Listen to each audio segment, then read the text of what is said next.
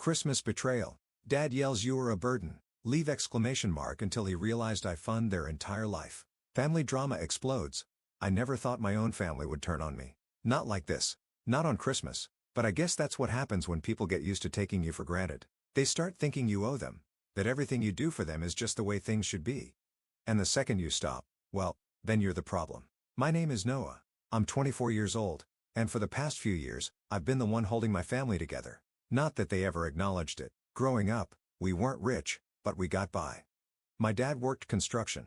My mom did part-time bookkeeping. We weren't drowning in money, but we weren't starving either. At least, not at first. Things changed when my dad hurt his back on the job a few years ago. He stopped working, said he was waiting on disability checks that never seemed to come. My mom picked up more hours, but even then, it wasn't enough. At first, I helped out because that's what family does. When I got my first job at 18, I gave them a little here and there, helped with groceries, covered the electric bill once in a while. But somehow, over the years, it became expected. The "can you help with this?" turned into "you need to pay this." And before I knew it, I was paying for almost everything. Rent, utilities, food, even my younger sister's school expenses. And the worst part?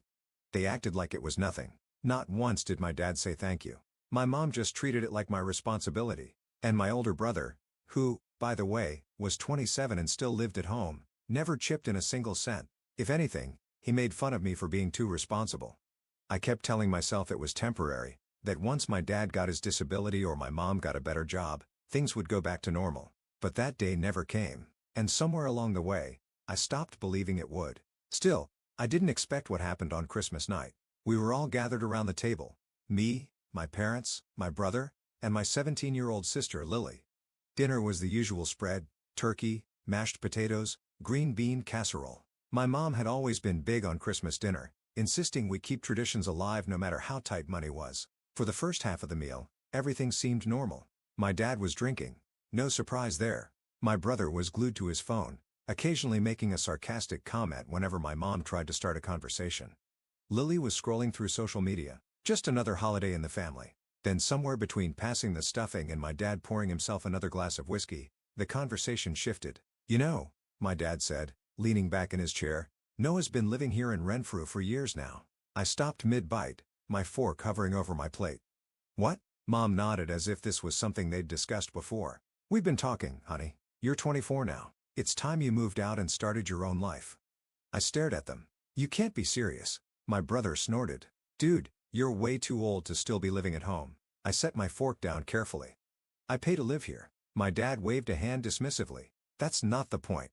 A man your age shouldn't be living with his parents." I laughed. A short, humorless sound. "I cover the rent, the electricity, the internet, groceries, half of Lily's school fees, and I'm the one freeloading." Mom sighed, shaking her head like I was being dramatic. "We're not saying you don't help, Noah. But it's time for you to be independent. Your father and I think it's for the best." "For who?" I asked, my voice sharp. She didn't answer, and that's when it really hit me. They hadn't even thought this through. They were so used to me paying for everything that it hadn't occurred to them what would happen when I left. For years, I had sacrificed for them. Put my own wants, my own future on hold so they could have a roof over their heads. And now, they were tossing me out like I was nothing.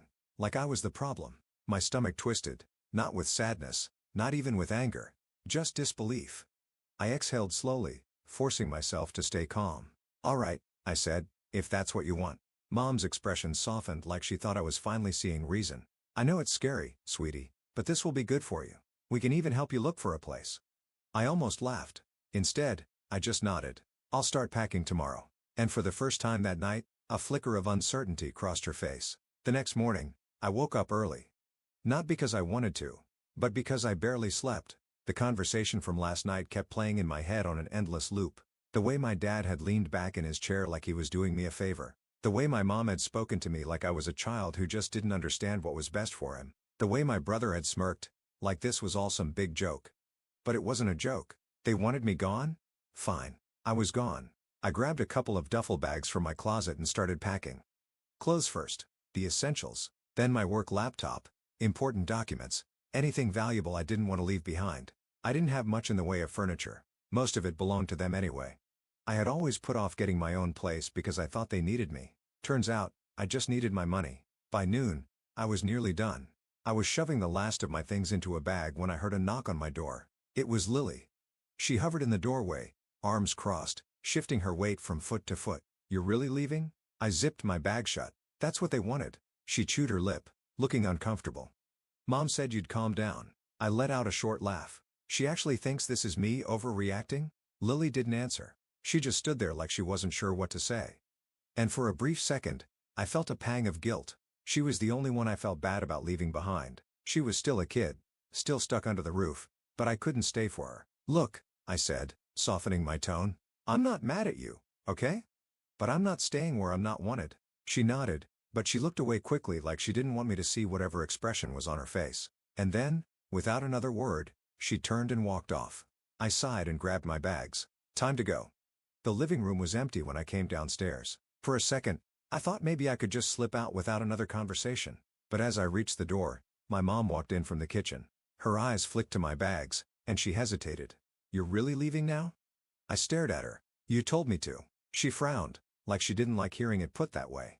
"Well, I thought you'd take a little more time to figure things out." "No need. I already have a place I can stay." That wasn't entirely true. I had a few options: crashing with a friend, getting a short-term rental. I'd figure it out. What I wasn't going to do was stand here and let her guilt trip me into staying longer. My dad walked in next, scratching his stomach like this was just another lazy afternoon. "So, you're really doing this?" I didn't even bother answering. I just reached for the doorknob. That's when my mom spoke again. "Noah, before you go, we need to talk about the bills." I froze. Then I turned back slowly. "What?" "Well," she said, as if this was the most reasonable thing in the world. "I know you're moving out, but obviously we still need help with rent and utilities. We were thinking you could keep sending some money, at least for a little while." I just stared at her. I must have misheard. "You're kidding." She shook her head. "No, I'm serious. We can't afford everything on our own right now, and you've been helping for so long. It wouldn't be that different. You just be." I cut her off. "You kicked me out." "We asked you to move out," she corrected, like that made any difference. Dad sighed like I was the one being difficult. "Come on, kid, don't be selfish. We took care of you for years. Now it's your turn to help us." I felt my hands curl into fists. I couldn't believe what I was hearing. They had no problem throwing me out. No problem telling me to leave like I was some kind of parasite. But the second they realized that also meant losing my money, now they wanted me to stick around just enough to keep paying their bills. Unbelievable. I took a deep breath. "No." Mom blinked. "No, no," I repeated. "I'm not paying for anything anymore. You made it clear I'm not part of this household, so I'm done." Silence. Then Dad scoffed. "Well, that's how you repay us." Mom looked genuinely offended. "We are your family, Noah." I laughed. I couldn't help it. "Funny," I said. "You didn't seem to care about that last night." And with that, I turned back to the door, opened it, and stepped outside. Behind me, my mom started yelling my name.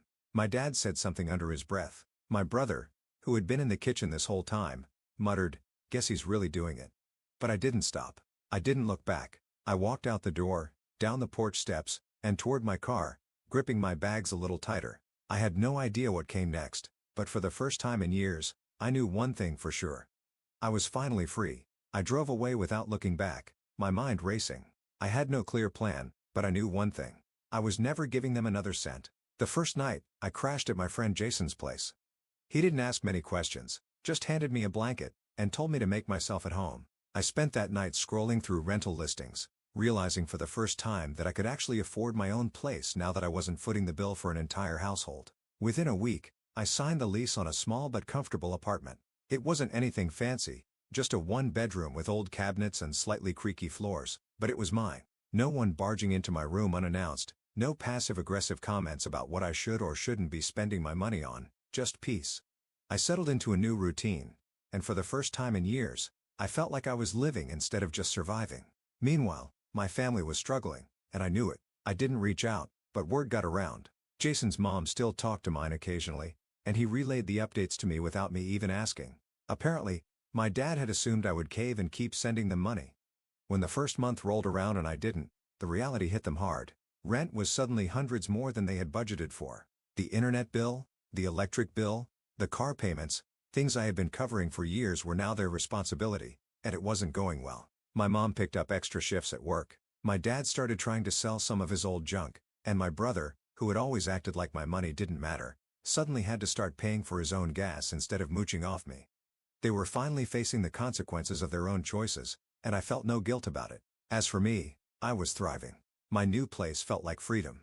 I started decorating, picking out furniture I actually liked instead of making do with hand-me-downs. I could eat what I wanted, come and go as I pleased, and spend my paycheck on myself without feeling guilty. My stress levels dropped almost overnight. I didn't realize how tense I had been living with them until I was finally out. The best part? The overwhelming sense of relief every time I walked into my apartment knowing I didn't have to answer to anyone. No more manipulation. No more guilt trips. No more financial drain. I had built a life of my own, and for the first time in a long time, I was happy. But then a month later, my phone rang. It was my mom, and I had a feeling she wasn't calling just to check in. The phone rang late one afternoon as I was sitting on the couch flipping through channels. I had just gotten home from work, and the comfort of my new apartment had become a routine, a new normal I was learning to appreciate more each day. I had barely noticed the call at first. It was a number I didn't recognize, but I had learned to stop screening my calls out of some misplaced loyalty. My curiosity got the better of me, so I picked up. "Hello?" There was a pause followed by an all-too-familiar voice. "Noah, it's Mom." I sighed, not even trying to hide the frustration that bubbled up. "What is it, Mom?" She immediately went into her usual concerned mother act, but this time it was more strained than usual. "I just wanted to check in on you. I mean, it's been a few weeks, and I know you're doing fine, but we've been having some issues over here." I braced myself. I knew where this was going. "We've been struggling a little bit with the bills," she continued. "Things are tight. You know how much your dad is making, and I've had to pick up a few extra shifts, but it's still not enough. And, well, we just thought maybe you could help out a little, you know? It wouldn't have to be much." I leaned back in my chair, feeling the familiar heat rise in my chest. "I already told you, Mom. I'm done paying the bills. You kicked me out. You said I wasn't welcome here anymore. You didn't need me, remember?" There was a long silence on the other end, and I knew exactly what she was doing, waiting for me to crack, to give in, to feel guilty and start second-guessing myself. But I didn't. "I know. Noah, I know. But it's different now. Your dad and we didn't mean it. We were upset and you were upset, but now we're in this mess and you're the only one who can help us get out of it." I let out a harsh laugh, shaking my head. "I'm not going to help you. You made it clear that you didn't need me around, that I was a burden. You were fine with me paying your bills when I lived there, but now that I'm gone, you expect me to keep supporting you? No way," she huffed. "You don't understand, Noah. This isn't about that. This is about family. You're still our son, and family helps each other out when times are tough." I sat up straighter, clenching my jaw. "Yeah, family. Funny how that concept only seems to apply when you need something from me. When I needed help, I was invisible. Don't try to use that excuse now." "Look, Noah," she said, her voice dropping into a pleading tone. "We've tried everything, but without your contribution, we're going to lose the house. You can't expect us to just figure this out without you. It's your fault too. You have to help." My heart raced, and the anger started to flood in. "My fault? Are you serious? I'm not responsible for your poor decisions. I'm not responsible for your finances, Mom. You and Dad made your choices, and now you have to deal with the consequences. I'm begging you, please. You can't just leave us like this. We need you." The words stung. Not because I felt guilty, but because I realized how manipulative this all had become. I could feel the weight of their guilt, the desperate attempt to reel me back in. But I had drawn a line. They crossed it. There was no going back. I stayed silent for a moment. Then slowly, I spoke. "I can't help you. I won't. You wanted me gone, and now I'm gone. I'm sorry you're struggling, but that's not my problem." There was another long silence. I could hear the faint sound of her breathing, and then she hung up without saying another word. I sat there for a long time afterward, feeling a mixture of relief and guilt. I didn't want to feel guilty, but I couldn't help it. After everything that had happened, I knew I had made the right choice, but I still hated seeing them struggle. But I didn't give them any more of my time. I didn't call. I didn't go to visit, and I certainly didn't send any money. A few days later, I got a text from my dad. It was short. "Come home, Noah. We need to talk." I ignored it. That was when they started showing up. It was a Saturday when they showed up at my apartment. My mom and dad standing at my front door like they had every right to be there. My heart dropped when I saw them through the peephole. They hadn't called in advance, hadn't texted, or asked for a meeting. They just showed up. I opened the door slowly, trying to maintain composure. "What are you doing here?" I asked, trying to sound neutral, even though the anger was bubbling just beneath the surface. "We need to talk," my dad said, voice low and demanding. He was always the more stubborn one, the one who couldn't accept that things weren't going his way. "I told you. I don't want to talk to you. I stood firm in the doorway, blocking them from entering. You made it clear where I stand. I'm not going to keep bailing you out just because you didn't plan for the consequences of your actions. My mom, standing behind my dad, finally spoke up. Noah, this is ridiculous. We're family. You can't just leave us to fend for ourselves. And why not? I snapped. You didn't care about me when I was paying for everything. So why should I care about you now? Because you owe us. My dad's voice rose, more desperate now. We gave you everything. You didn't have to worry about bills. We let you live under our roof for all those years. And now you want to just walk away from all of it? You can't do that. You have to help us. You're not getting a penny from me. I stood my ground, not even moving an inch. They stood there, glaring at me for a long moment. The tension between us was palpable, a thick, suffocating wall of anger and hurt. And then my dad did something I hadn't expected. He stepped forward and pushed past me. Get out of the way, Noah. I didn't even try to stop him. The moment he crossed the threshold, I realized just how much he had assumed that he was still in control. He marched through my apartment like it was his own, looking around at everything with an air of entitlement. This place is a dump, he muttered under his breath. Get out of my apartment, I said through gritted teeth. But he didn't leave. Instead, he turned around, crossing his arms. You need to start acting like a responsible adult, Noah. You need to help us. You owe us. I felt my anger building up. I don't owe you anything. I'm done with this. My mom finally stepped forward, trying to soften the situation. Please, Noah. We're not asking for much. Just a little help with the bills, and we'll be fine. I looked at her, shaking my head in disbelief. You don't get it, do you? I'm not your backup plan. I'm not here to fix everything for you. I'm done. They stood there for a moment, silent and stunned as if they had never expected me to push back like this. The silence stretched out, and then I said the words that would make everything final. I don't want to see you again. And with that, I shut the door in their faces. It's been a few months since that day. Things have been surprisingly peaceful on my end. I've settled into a routine, work, my own space, my own bills. Honestly, I'm doing better than I ever thought I would. I feel free from the constant pressure I used to live under. As for my parents, things aren't going as smoothly for them. The bills are piling up, and they've had to make some serious sacrifices. They started reaching out to other relatives for help, but I don't know how much longer they can keep up the act that everything's fine. I've heard through the grapevine that my dad's been trying to get a second job, but I'm not sure if it's going to be enough. I'll admit, part of me feels bad seeing them struggle, but another part of me knows that this is the consequence of their own actions. They chose to kick me out, and now they're dealing with the fallout. I'm still sticking to my decision. No more handouts. No more taking care of their responsibilities. But I want to hear your thoughts. Did I do the right thing? Should I have helped them out just a little even after all they put me through? Or did I draw the line in the right place? I'm curious to hear what you all think.